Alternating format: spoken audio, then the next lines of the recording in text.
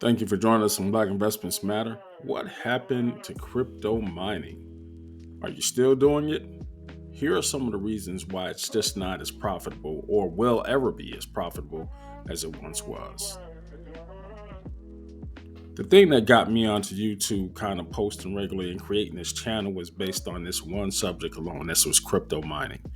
It was the reason that I decided to share some information rather than keep it to myself. It was a way for me to learn more as I was teaching, and it kept me on top of the industry and the game. What has happened since all the legislation to the industry as a whole was quite frankly devastating. But there are still some people who are diehard enthusiasts that are still hobbyists, even though it's now a very expensive hobby, that are still using it for what it was intended to be, and that is a procurement and security of the blockchain environment in which these miners operate. Um, we're going to discuss the three different types of mining that I was actually involved in, and whether or not you are trying to figure it out for yourself, if you thought this was still a passive income generator for you, if this is something you wanted to pursue or want to pursue. I'm going to give you the flat out answer is that I don't think this is a good time. If it will ever be a good time for you to do that, who's to say? But it depends on what you're trying to do. If you're trying to learn like I am, yeah, go ahead, do it. Just keep in mind that the costs and some of the restrictions that are going to be placed upon you depending on the type of mining you get into. We're going to go over some of those things with the different types of mining. We're going to focus on CPU, GPU, and ASIC mining. Now, I came into the mining game a bit late. It was around 2015 or 16 when I built my first rig. And with that said, it had about 5 or 6 GPUs, but I also used the CPU to do some mining. It would still make you about, 25 or 30 cents a week or something like that, something crazy small. Even at that time, the profitability of these CPU miners were just starting to dwindle because there was faster, more reliable technology in the form of GPU mining. Although it's still very inexpensive as compared to the other two types of mining, it's just not profitable. And that's the problem with all three types of mining at this stage of the game. Profitability in trying to construct a CPU miner, that's just something that you're going to use spare parts for. Basically, you got to have a processor. A good processor is going to run you about $200 to $500. That's going to actually make some money. Then you're going to have about $60 worth of memory chips. You could probably get around with a 500-watt power supply because these things don't eat up any power whatsoever. You can plug them into a 120-volt outlet. Um, just really low end stuff. And why would you spend a whole bunch of money on parts? Why spend $1,000 on a CPU miner when the profitability of these things are basically at optimum right now, about $8 a month? That's not passive income. That's a hobby. Now, what you're going to do is obviously mine coins that you think are going to be worth something in the future. Your guess is as good as mine on that. It's just too much of a if to make this thing anything other than a hobby. Other things we have to contend with in the U.S. is the fact that a lot of the coins that you are mining with CPUs, they're just not available in many of the exchanges that are legal in the United States. You're dealing with exchanges that are based overseas. As more and more of these coins and these algorithms and these blockchains are selectively removed from active trading in the US, you're going to find it harder and harder to move those coins and those tokens around anyway, converting them into a US tradable pair. We just did a video on the 80 or so trading pairs that are no more, IoT being one of them. That was a token from one of the Helium offshoots. So on Coinbase being the biggest exchange out there, you got to factor that kind of stuff in too. So is CPU mining for you? And I'm just going to have to say no. It's not profitable. Now, this next one, man, did I have fun with this? I was out almost every week trying to get relatives to buy video cards or try to invest in this thing while we were getting started. It wasn't until I met up with a good friend of mine that I've known since childhood that we really started getting serious about GPU mining. We built our first two rigs right before things started getting less and less profitable. It was still able to crank out and profit somewhere around the neighborhood of, about $300 to $500 per machine on average. Now, the type of machines that I built were based off of some very high end cards. But what was the problem at the time that we bought them? Those video cards were like four times the retail price. They were going very, very high, and people were snapping them up left and right. There was no regulation. United States government allowed us to be gouged like that because there was so much profit to be made in those machines. After I built them, we might have spent about, oh my goodness, probably about, on a good day, about $2,000 or $3,000, maybe five on a really high end one. Um, but it was making probably about 10% of its net worth in a month. So we rocked out, broke even on that one before things started going left in the GPU mining field. Right now, with the most um, advanced card you can get, you might be able to eke out about 12 or $15 a day in profit. But when you compare that to the cost of, just doing business, these things eat up a lot of power. You're still using a 120-volt outlet for many of these devices, which is a big concern, but you are running a lot of electricity. It's not as much as an ASIC, but you're not getting anywhere near the profitability of an ASIC miner. Right now, it's pretty hit or miss. The cost of the video cards have come down quite a bit, these GPUs, but the maintenance can be a little daunting if you don't know what you're doing. And it's just, again, the same old situation with fewer and fewer players out there, and with the more popular coins like Bitcoin and Dogecoin and anything on the SHA-256 algorithm, they're ASIC driven.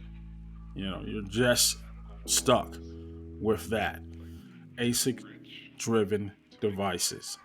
And they're just not as strong, these GPU miners, as an ASIC miner. So you're not going to get that great share of a pool.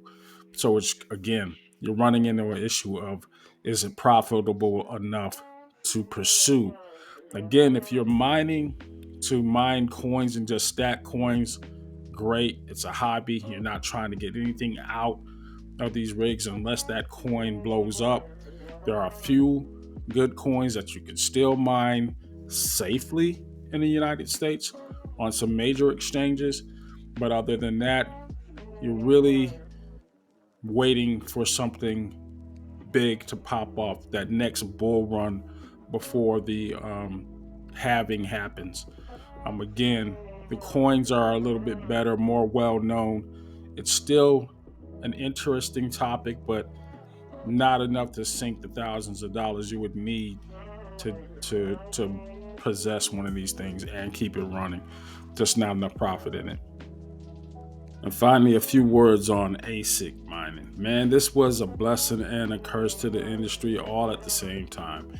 If you were able to get in where you fit in on this one when they first started really hitting the scene and taking over both Bitcoin and Ethereum mining at the beginning, right before the Ethereum forking, when we left classic Ethereum and went over to the staking model, and you were mining Ethereum tokens, oh my goodness, it was that sweet spot for ASIC mining. We were on the verge of purchasing out our own facility, and we were going to go ahead and put in about 10 or 20 of these machines. But the problem was you couldn't find them. And each one of those machines at the time that we tried to get into these things were around $26,000. Some went as high as $56,000. So even with the amount of money these things were generating early on, you wouldn't break even. It was just a rat race. It was a panic. It was a feeding frenzy.